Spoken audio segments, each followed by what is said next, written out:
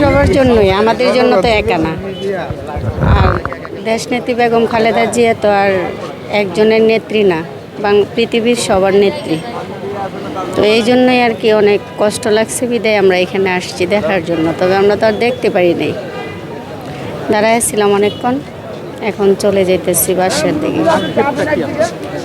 আক্ষেপ, উনি মারা গেছেন, আক্ষেপ বলতে উনি তো অনেক ত্যাগ স্বীকার করছেন বাংলাদেশের জন্য, জনগণের জন্য। নির্যাতন, নিপীড়ন, অনেক কিছু উনি ত্যাগ করছেন।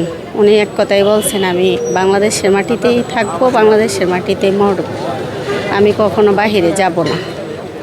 এই জন্যই আমাদের খারাপ লাগছে। আসছি অনেকক্ষণ হয়েছে, প্রায় 3-4 ঘন্টা। এই যে খালেদা জিয়ার মৃত্যুর ঘটনা শুনে আসছেন, আপনাদের আসলে এত খারাপ লাগা, এত আবেগের জায়গা কোথা থেকে আসছে? ওনার জন্য তো আবেগ থাকবে না, থাকবে কার জন্য বলেন? উনি আমাদের জন্য যা করছেন, বাংলাদেশের নেত্রী তো আর কখনো এরকম নেত্রী হবে না। উনি যেই আপসী নেত্রী, ওনার মতো আর আপসী নেত্রী বাংলাদেশে আর কখনো আসবে না, মনে হয়, আমার মনে হয় আসবে না। এখন জানি না জনগণের মনে কি, তবে আমরা ভাবতেছি যে এরকম নেত্রীর প্রয়োজন ছিল। তারেক রহমানের দ্বারাই সম্ভব এখন বর্তমানে বাংলাদেশটা রক্ষা করা, এছাড়া